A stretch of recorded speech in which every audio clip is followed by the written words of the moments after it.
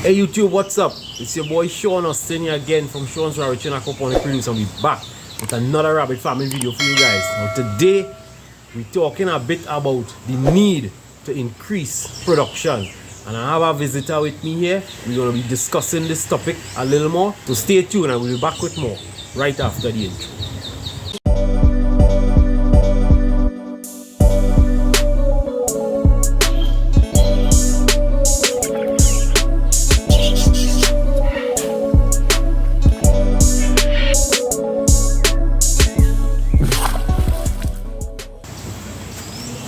Yeah guys, so we're back. I'm here with my boy Dundee today, Mr. Dundee. What's happening, man? All is well? All is well, man, all is well. You know, in rabbit world. But I mean, it could be better, eh? Always. It could be better. But we can't complain. Nah. So, we're talking a bit about the need to increase production. Right? You seeing a need for that? Absolutely. In the industry, it's one thing this industry is famous for, I would say, is that there's greater demand than supply. For real. Issue most rabbit farmers have is that they can't produce enough rabbits to meet demand. Yeah. So, but I mean, it's not surprising to me hearing that, eh? But I have heard from other persons that they don't have any market. The reason that they're not producing more or that they're not expanding is because they don't have any market. now, remember, especially for new farmers, you have to go out and make your market. You have to market your product. That is part of being in business. Yeah. And I think it's actually the reverse, where a lot of the supermarkets, the food places, the meat shops, part of the reason we're not seeing the demand for rabbits is because there isn't that consistent supply. So I think the supply would help bring the demand as well. Yeah, because I've spoken to a lot of supermarket personnel and they have said that they tried rabbit in the past, but they were never able to get a steady supply, and that's why they stopped putting it on their shelves, because they don't want to start advertising our product, Get a customers used to it, and then they don't have. Yeah. You know, so it definitely an increase in supply would facilitate the demand, but the demand is already there in my opinion. Yes, it is. And part of the issue with the supply is that farmers on the whole, but especially rabbit farmers, we need to approach it as a business. You need to be breeding your rabbits on schedule and producing a certain amount so that you could approach an organization, a meat shop or someone, and say, okay, I am able to supply you with X amount per week, per month, as the case may be. You have to be able to demonstrate that consistency. This is something I've said before, so maybe now that you're hearing it from someone else, you know, you might take note. But definitely, you have to approach it. And I said this in a past video, when we had just started out, right? We did physical surveys. We walked through Port of Spain with survey sheets and just randomly stop people and ask them to take a quick survey. And we did a survey questioning them about if they know about rabbit meat, if they've ever eaten it, if they want to try it, if they know where they could get it. You know, what's the average price they're willing to pay and things like that. So you did some market research. So we did market research, and that helped us with the way that we targeted particular persons. You know, like for instance, we know the people that do most of the shopping in the home are women. Correct. They make the purchasing decision. We got that from the survey. We got that women would hardly likely purchase a whole rabbit or a chicken to go home and cut it up. They prefer have it pre-cut. Yes. Okay? A significant portion of those women said that if they could get it pre-cut and seasoned, even better. Correct. You know? So it's important to have this type of market research so you know how to plan and target a particular audience. You know, and it's something that I think people don't do. Now, in recent times, I'm sure you would have seen it too on the different chat groups, some very significant sizable organizations have been asking for large quantities of rabbit meat per month. Yes, that's quite true. You know, so how is it that people are saying there isn't any market? I think too many people depend solely on their friends and family to purchase from them. Yeah. You have to go outside of that. Yeah, a large part of my customer base is actually persons I introduced to rabbit, Yeah. and they became regular customers. So you have to put in some of that work initially, as with any business. Yeah. I mean, look at, I'll go outside of rabbit for a little bit. When we started growing corn, initially I was just targeting people I know, saying, hey, we'll have corn thing.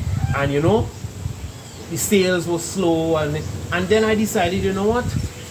Let me just forget about who I know and just advertise it in general. And I just started posting it on Facebook. Yeah. And since I started posting it on Facebook, I now have a good problem where I don't have enough corn. Correct. Because Right? you did some marketing. Yeah. You did some marketing. Yeah, we don't have enough corn. So most times now, when a crop of corn is ready, one person might take the entire crop. Yeah. You know? So it's the same thing with rabbit. We need to start advertising and marketing. Now, let me bring this home a little bit. You are around long enough to remember when we tried to resuscitate the Rabbit Farmers Association. The association, yes.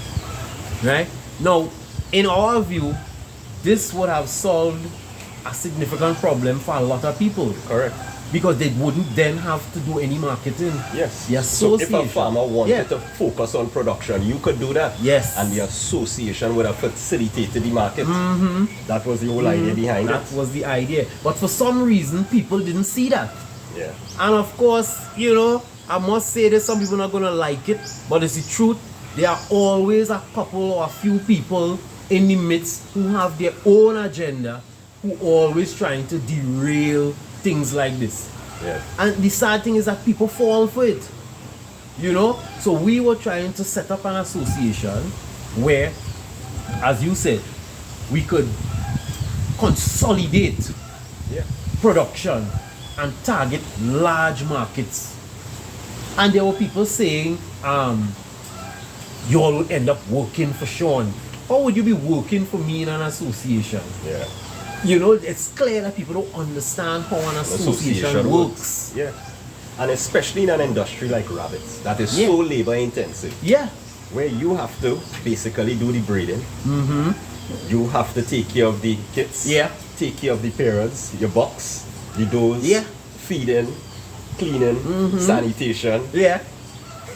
processing, packaging, and now to market. So And yes, market. I understand it could be quite a lot for someone to undertake. Yeah. And that's where, as you say, the association would have come in. Especially when you increase in numbers. If you just have a few rabbits, it's okay. But if you're thinking about going semi or fully commercial, the labor multiplies significantly. Correct. So it would be an ease on a lot of people to just be able to focus on production. Something as simple as forage, and a number of small farmers use forages to supplement their rabbit Yeah. feed. But once you get to a semi-intensive or commercial level, you can't It's not sustainable. can't cut enough forage to No. feed your rabbits on You a daily can't basis. grow enough. You understand? As But it now, is. if as an association we had come together with that level of production, Yeah. now we have some say in the market. We may have been able to approach one of these feed producers Yeah. and say, okay, we have an association with this much membership. We are willing to guarantee you a market for this much rabbit feed, which you can then manufacture based on Our requirements. our specifications. Yes. These are the kinds of Yeah. power, purchasing power that comes with the backing of an association. Yeah, it is definitely. But I say a lot of people really miss the bus on that one, you know. But that's something that we seriously have to look at. So, if you're out there watching this right now and you are interested in us revamping the Rabbit Farmers Association, leave it in the comments below. Don't call me and don't message me directly. Put it in the comment section because we want other persons to see the interest and they too might be interested. So, okay? So if you're interested, seriously interested in revamping the Rabbit Farmers Association, drop a comment below and let us know. Having said that, I know of a couple food businesses out there that take a steady supply of rabbit meat for their clientele. Yeah. This is one of the markets that people don't really tap into a lot, because if I think of it, for instance, a roti shop. When you go to a roti shop and you look at the board, you see chicken, you see beef, you see pork, duck, goat. Correct. Right? Why no rabbit? Correct. Okay, and it's just about marketing. Why nobody targeting these places? Yeah. Why is nobody targeting these places and getting rabbit on the menu? Again, these are the things the association would do, because we would now have power to bargain on behalf of the members, and everyone will be paid based on what they supply. So it's a level playing field for everyone. Correct. And you can't blame the roti shop because they can't put rabbit on their on their display, because when their customers come and ask for rabbit and they don't have, it's going to reflect poorly on their business. Yeah. So again, we come back to supply. That is the issue. Right? It's not a demand issue. The demand is there. There's a supply issue, guys. We have both been in this industry for quite a few years. Yeah, we won't say how long. Yeah. We don't want to belie our age. You know? Have you ever really had the issue of too much rabbits? No. My problem with your stock? Lifelong problem in this industry to this very day is not having enough rabbit meat to supply our customers. Same here. Okay, and this is why we take a lot of meat from other farmers to resell and things like that. There are a number of people who are already benefiting from that, and that is something similar to how an association would function, where that farmer could just focus on production because he's sure he has a guaranteed market for his meat. Sure, I want to ask you something. How much of that resistance, especially among the smaller farmers, you think it's not wanting to share in what they see as the profits? That's probably about 90% of the cost. You know? Because they might be looking at, they might be able to rabbit retails at a particular price per pound. But obviously, if you aren't doing the processing and the marketing to facilitate the introduction of that, I won't say a middleman, but what the service that the association or another farmer might be providing, you aren't going to be able to demand the same retail price. I know that. We know that. You and I know that. So, right? But a lot of people don't understand that, and that's the way business works. It's not a smart man thing or you're trying to outsmart, but as long as there's a chain of distribution, everyone in the chain has to make a profit, otherwise it doesn't make sense. Because there's some value being added at each stage of the chain. So you're not going to buy rabbit meat at $45 to sell it over $45. Correct. You're operating at a loss because your time, your labor, your fuel, your electricity, everything. So somebody has to be willing to accept a reduction in price to facilitate the movement.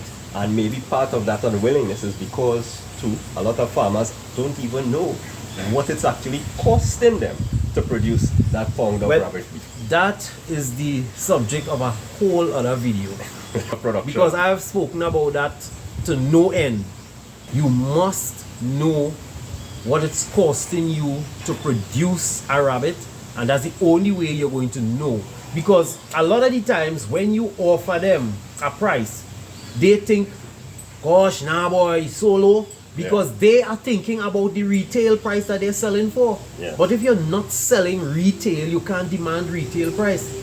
But if you are aware of your cost of production, then you can make an estimate, educated decision as to, okay, I am still making X amount of profit at this price. Correct. But you must first know your cost of production. Okay, so well, Right? I'll look out for that video in the future. Yeah, I think we covered that already, but we want to do it again. We'll have to do it again because people are so resistant to change, and their mindset is only on retail. And if you're only thinking retail, you will never go beyond a certain level on your own. Because to expand to do commercial is probably going to take you a couple $100,000 investment, and most people don't have that. Yes. So whereas if you focus on a wholesale market, you could focus on production, move more numbers, and make more money overall than you would simply trying to focus on the retail market. Okay. Right? Volume. Volume. I keep saying it. Focus on volume. That's the name of the game. That is how big businesses make their money. They focus on volume, not necessarily the individual price. Okay? But again, that is another video. Look out for that video. Right? That video is coming soon to a YouTube channel near you.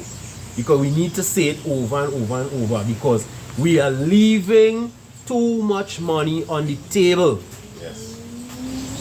There is huge potential and a huge market for rabbit meat, but we have to come out of this niche market mindset and focus on volume. We are look at the meat industry. When the statistical office shows you a pie chart, right, of meat production in country in Trinidad and Tobago, how much of that is rabbit meat? I usually have to get my microscope to see the slice of the pie chart. They put one straight line, Correct. just to put an arrow pointed it to say this is rabbit meat. Yes. The pie can't even begin to open because our production is so minuscule in proportion to all the other meats on the market. So why don't we want a bigger piece of that pie? But to do so, we have to change the mindset. We have to change the mindset. I'm not saying don't do retail, you know. Do retail, but focus on volume. You have to look at moving big numbers, and that way you will make money. If you're strictly doing retail, home sales and things like that, you're just rotating money, you're buying feed, you know, you will never really see real profit. And I'm not just saying that, I say because we do it also. There are some people that we supply wholesale and we take a reduction in price because it's a wholesale, but they take volume. Yeah. When these people call you, they don't want 2 rabbits, they don't want 3 rabbits, Yeah. they want 50 rabbits, they want 100 rabbits. Volume is how the money is made. So you Right? were saying you have a couple customers in the food industry who Yes, are purchasing yes, I'm rabbits. glad you reminded me of that. Now here what's happening. One guy in particular, a brethren of mine by the name of Ayo, he has a little food business down in Aruka, and he has rabbit meat on the menu. We supply him with rabbit meat, and we've been supplying him for a few months now, and I have seen from the start to now that his volume is constantly increasing. He started off taking 1 pack of meat, 2, 3, to the point now where he's taking 6, 7 packs of meat per week. And this is just one customer. And this is just one customer. But I'm going to introduce you guys to him because my boy Dundee and I was just about to ask. Yeah, we have to go down there. We have to go down there. We're going down there and we're gonna take we're gonna do a little food tasting for you guys. You understand? We're gonna introduce the business, put him on the map, and let you all know there's somewhere where you could go on a weekend to get some delicious rabbit meat. That sounds like a plan. So that is our plan. So this week coming here, we're gonna be visiting Ayo in Aruka, and we're gonna do a little tasting for you guys, and we hope that you all go out there and support him because we need more people like him. Correct. Yeah, pushing rabbit meat out there because it will only help to grow the industry. The more people that taste the meat and like it and enjoy it, the more they're gonna wanna buy it. It's a snowball effect. Correct. Yeah. It's a snowball effect. Okay, and we want to help facilitate that. So we're gonna go down there, we're gonna purchase a few of those meals, we're gonna taste it, we're gonna let you all know honestly, and the rest is up to you guys. Okay, so in closing, anything you want to tell the people? Well, just for persons looking at the video that maybe have never tried rabbit meat, Yes. it's definitely something you can try. I mean, there are so many marketing points that farmers that are complaining about lack of demand can use Yeah. to push rabbit from the health perspective. Yeah. I mean, a lot of my customers are actually heart patients. Yeah. I get a lot of recommendations from persons who have had maybe heart surgery or major health issues because of all the available sources of protein. Rabbit is the lowest cholesterol, one of the highest in absorbable usable protein, lowest in fat. Yeah. It's usually farmed in a very natural way. We don't use any sort of No. hormones or steroids or anything like Nothing that. like that. No. So just from a health perspective alone, you should be able to yeah. push off your Push some product. numbers, Push your yeah. product. Yeah. There's no reason for this product to stay On your hand. At all. a niche product. Yeah. At all. Yeah. At all. At all. I can't say when last I was able to even in. That's why I'm looking forward to this field trip. Yeah. This demand Yeah, boy. is so great. Yeah. that I know what you're gonna say. I don't have I rabbit for personally me. haven't cooked a rabbit. I in a had while. 2 rabbits in my refrigerator. I took it down. Was supposed to cook this weekend. A customer came and that was it. Yeah, that was it. Yeah. I haven't personally eaten rabbit in quite a while for the simple reason that I don't have extra meat. Yeah. I don't have extra meat. You know, that I can just say, boy, let me eat a rabbit today. You know? So, guys, market is there. I hope you all absorb what we said today, put it into practice. Again, look out for the food tasting this week. Also, remember, if you're interested in the Rabbit Farmers Association being revamped, drop a comment below. Like I said, do not message me directly. I want other people to see the interest. Leave a comment below this video if you're interested in us revamping the Rabbit Farmers Association. So, we're going to leave it there for today. Had some fun with my boy Dundee. It's been a while. Yes. Always Right? good to see how the been a change while. ideas about the industry. Yeah, Sean. it's always good to have another mind to bounce ideas off of as well. Sometimes, if you're in a vacuum, sometimes you tend to question yourself. Yeah. You know, after a while, am I really making sense? You know? But when you hear other people voice the same views and opinions, then you could say, You're onto something. yeah, we're onto something here. You know? Totally agree. Yeah. So we will leave it there for today, guys. Look out soon for that video coming. So on behalf of my business partner, Sean McLean, Sean Austin, Dundee. my boy Dundee, Sean Jarrett, I could probably produce, signing out. We see you guys in the next video. Peace.